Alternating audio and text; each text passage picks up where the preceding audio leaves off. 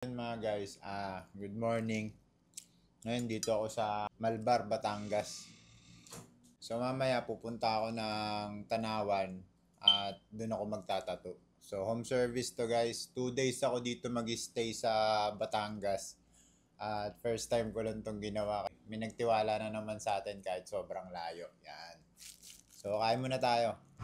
So yun guys, kape muna ako bago ako pumunta dun sa tatatuan ko. Ang ganda ng view ng nirentahan namin na dito, transient. Ayun tignan nyo yung bundok na yun Meron siyang ulap sa baba.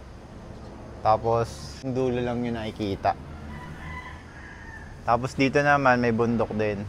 So diretso lang ng konti, lipa na yan. At dito ako banda magtatato mamaya sa Tanawan.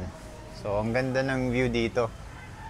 At nasabi ko nga kanina na 2 days ako mag-i-stay kaya medyo excited talaga ako. Sana kayanin ng client ko kasi bihira talaga yung mga nagpapatato ng full sleeve. Kaya abangan nyo yun guys. Diretso agad tayo dito mga guys sa pagdidikit ng stencil. 3 bulaklak pala yung ididikit ko dito tapos yung the rest freehand na. Kasi pagka ganito kalaking tattoo yung gagawin mo, mas okay na freehand yung iba. Ang i-stencil mo lang yung pinaka main character. Kasi guys kung i-stencil mo yan, hindi mo yan maiko-connect ng maayos. Mas maganda na freehand para yung flow ng mga wave sakto. Yun yung isang technique na dapat nyong gawin pagka magtatato kayo ng mga Japanese tattoo. Hindi lang po sa Japanese, pati sa Polynesian, pwede nyo rin gawin yung ganon. Mahirap kasi guys na i-stencil mo yung Polynesian, di ba? Mas maganda yon freehand.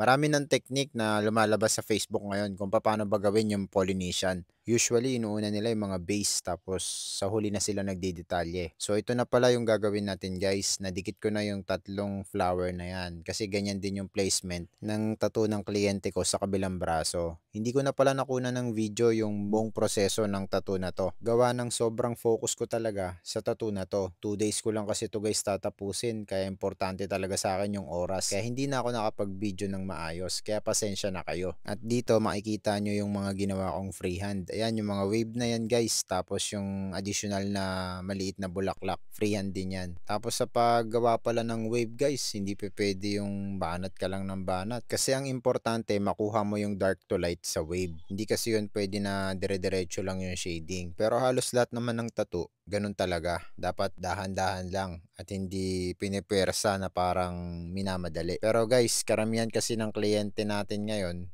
mga galing ibang bansa. At syempre, pagka ganun, gusto agad nila matapos agad yung tattoo kasi nga kulang yung oras nila dito sa Pilipinas. Syempre, dapat may time din sila sa family nila, 'di ba?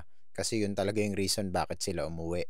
Medyo malapit na pala akong matapos at ito na po yung resulta ng unang araw namin. So abangan nyo pa yung part 2 guys ha. Maraming salamat. Sa susunod ulit. Bye!